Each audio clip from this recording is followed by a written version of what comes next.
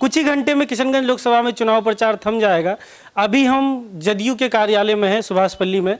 जदयू से उम्मीदवार हैं यहाँ सैयद महमूद अशरफ साहब, जहाँ से किसी कैंडिडेट की स्ट्रेटजी तैयार हो रही है, वहाँ हम जा रहे हैं और कार्यकर्ताओं से एक विवाद और एक वादे पे बात कर रहे हैं। तो आइए आज जदयू ऑफिस में कार्यकर्ताओं से जानने की कोशिश करते हैं कि इस चुनाव में सबसे बड़ा वादा, स्थानीय वादा, उनके अगर कैंडिडेट जीतते हैं, सांसद बनते हैं तो क्या वादा कर रहे हैं वो, और सबसे बड़ा जो विवाद रहा इस चुनाव में उनके पार्टी से रिलेटेड, उस पर उनका क्या स्टैंड है। आलम, मेरा नाम R.A. दानिश है, प्रदेश उपाध्यक्ष है हम जनता दल यू के अल्पसंख्यक प्रकोष्ठ के। बुलंद अख्तर हाशमी, मैं जनता दल यूनाइटेड से जुड़ा हुआ हूँ और प्रदेश सलाहकार समिति का सदस्य हूँ और पूर्णिया यूनिवर्सिटी के सिंडिकेट का मैं मेंबर हूँ। यहाँ पे महमूद अशरफ साहब अगर जीतते हैं, सांसद बनते हैं, तो सबसे बड़ा आप लोग क्या वादा कर रहे हैं यहाँ के लोगों से? देखिए, सबसे पहले तो मैं ये बता दूं कि हमारी पार्टी काफ़ी मजबूत है, हमारे कैंडिडेट काफ़ी मजबूत हैं। पूरे दमखम से हम लोगों ने इलेक्शन में जनता के पास हम लोग गए और जो हमारे नेता माननीय मुख्यमंत्री नीतीश कुमार ने पूरे 13 साल में काम किए हैं बिहार के विकास के लिए, चाहे अल्पसंख्यक हो, अति पिछड़ा हो, दलित हो, महादलित हो, सभी वर्गों के लिए, उन सभी कामों को लेकर के सभी समाज के लोगों के पास हम लोग गए हैं। वादा सबसे बड़ा क्या कर रहे हैं? वादा देखिए, वादा हमारे नेता माननीय मुख्यमंत्री नीतीश कुमार जी नहीं करते हैं, काम करते ही नहीं, काम पर विश्वास रखते हैं। तो उन्होंने जो काम किया है उस पर पूरे जनता कोई प्रॉमिस, कोई वादा नहीं। और अभी मैं बता दूं, अभी ये अलीगढ़ का जिन लोगों ने कांग्रेस, आरजेडी या अन्य दलों ने राजनीतिक खेती किया अब तक, सिर्फ बात बोल के, धरना प्रदर्शन करके, तो मैं बता दूं कि ज़मीन देने वाला वहां पर बिहार सरकार माननीय नीतीश कुमार ने दिया। और अब इंशाअल्लाह मैं आपको ये भी बता दूं कि इस इलेक्शन के बाद हमारे कैंडिडेट जीतते हैं तो इंशाअल्लाह फाउंडेशन का काम भी इसी सरकार में होगा। पूर्णिया यूनिवर्सिटी से जुड़े एजुकेशन के फील्ड में आप काम कर रहे हैं। अभी ये बता रहे थे कि एएमयू का वादा इस चुनाव में आप लोग सबसे बड़ा प्रॉमिस रख रहे हैं कि ज़मीन तो नीतीश सरकार ने दिया था, बनाएगी भी इन्हीं की सरकार, आप ही की सरकार बनाएगी। आपको लग रहा है ये चीज़ पॉसिबल होगा इस बार? क्योंकि पिछले 5 सालों से एनडीए की सरकार है, कुछ हुआ तो नहीं। इस बार आप वादा कर रहे हैं कि अगर महमूद अशरफ साहब जीतते हैं तो सरकार बने या ना बने, एएमयू के लिए प्रयास करेंगे आप लोग? देखिए, एएमयू का जो मामला है इसमें अब तक जो नहीं हुआ है इसका सारा जिम्मेदार कांग्रेस है। जिस वक्त आपके मालापुरम में और 1-2 जगह और जो खुला, उस वक्त की सरकार ने, एनडीए की, ये यूपीए की सरकार थी, उसने मान्यता दे दिया। हमारे माननीय मुख्यमंत्री ने एएमयू के लिए बहुत ही यहाँ फिक्रमंद थे, उन्होंने ज़मीन भी दिया, सब कुछ किया। उस वक्त के यूपीए सरकार ने इस पर ध्यान नहीं दिया। और जब मामला कोई फंसता है तो उसको सुधारने में, उसको ही करने में वक्त लगता है। लेकिन मैं आपको आश्वासन देता हूँ कि इस लोकसभा के बाद जब मेरी सरकार केंद्र में बनेगी और बिहार और केंद्र की सरकार मिलकर के एएमयू के सारे मसले को हल करेगी। अगर सरकार नहीं बनी, महमूद साहब अगर सांसद बन गए, ऐसे में क्या होगा? अगर वो तो दूसरी बात है, लेकिन अगर सांसद, दोनों परिस्थिति में समझना चाह रहे हैं कि अगर महमूद साहब को यहाँ की जनता जिता देती है लेकिन आपकी सरकार नहीं बनती, महमूद साहब इसके लिए जो कुछ भी करना होगा एज ए सांसद वो करे। सर एग्जैक्ट बताइए ना, क्या क्या क्या, क्या? यहाँ अलीगढ़ मुस्लिम यूनिवर्सिटी के बिल्डिंग के लिए यहाँ तो मतलब शाखा कायम हो गई।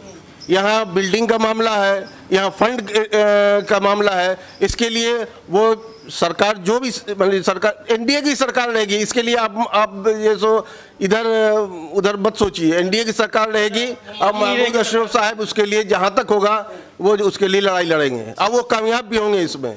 अभी बात हो रही थी यहाँ पे कि बीजेपी का मैनिफेस्टो तो आ चुका है, लेकिन जदयू का मैनिफेस्टो 9 तारीख को आना था, आपको पता होगा, नहीं आया।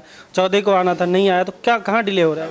मुझे लग रहा है कि 1 से 2 दिन में वो मैनिफेस्टो आ जाएगा। और जितने मैनिफेस्टो हैं उसमें से बढ़िया मैनिफेस्टो जो हमारे माननीय मुख्यमंत्री नीतीश कुमार के दिमाग में अच्छी सोच है, अच्छा पकड़ है उनकी, उसी हिसाब से अच्छी मैनिफेस्टो। किशनगंज के लोग मतदान देंगे जदयू को, जो वोट करेंगे, वो क्या बिना मैनिफेस्टो के करें?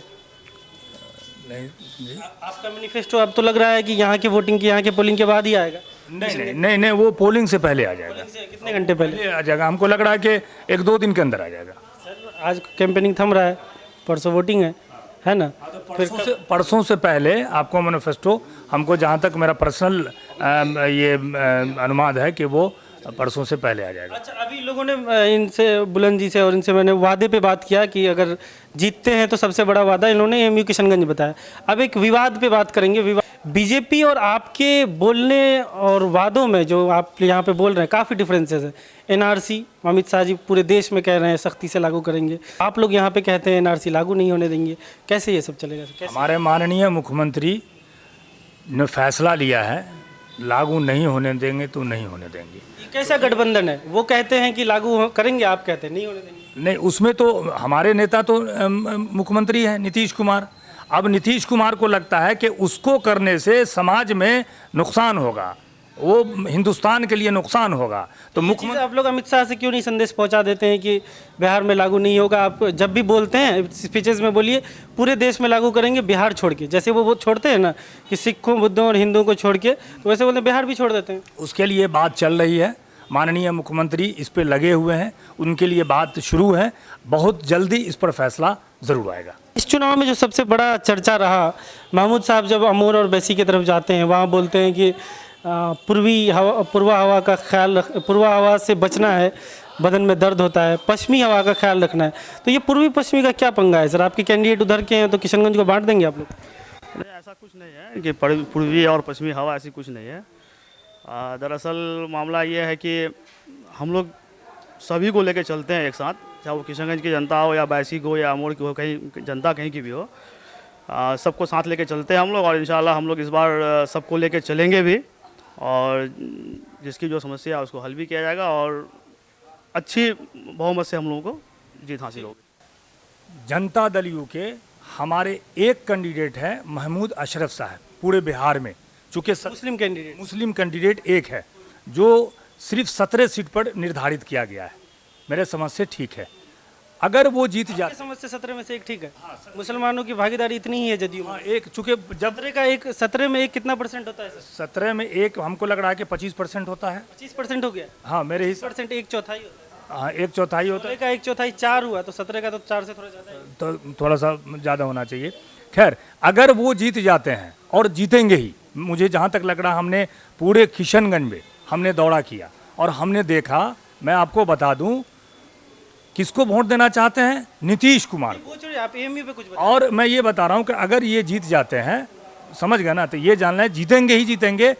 तो ये आने वाले समय में एनडीए की सरकार बन रही है, ये एक मंत्री बन के उभरेंगे, अल्पसंख्यक मंत्री बनेंगे और ये बन करके किशनगंज का जो विकास बाकी है वो विकास ये करेंगे। जदयू के कार्यालय में यहाँ पे सुभाषपल्ली में, किशनगंज के सुभाषपल्ली में 4 कार्यकर्ताओं से और पार्टी के पोस्ट पे जो लोग हैं उनसे बात किया, और यहाँ पर सबसे बड़ा जो मामला निकल कर आया है वो ये है कि पार्टी का अब तक जदयू का मैनिफेस्टो आया नहीं है, लेकिन लोग यहाँ पर कह रहे हैं कि किशनगंज के लोगों के वोट डालने से पहले, एक दिन पहले या कुछ घंटे पहले मैनिफेस्टो आ जाएगा।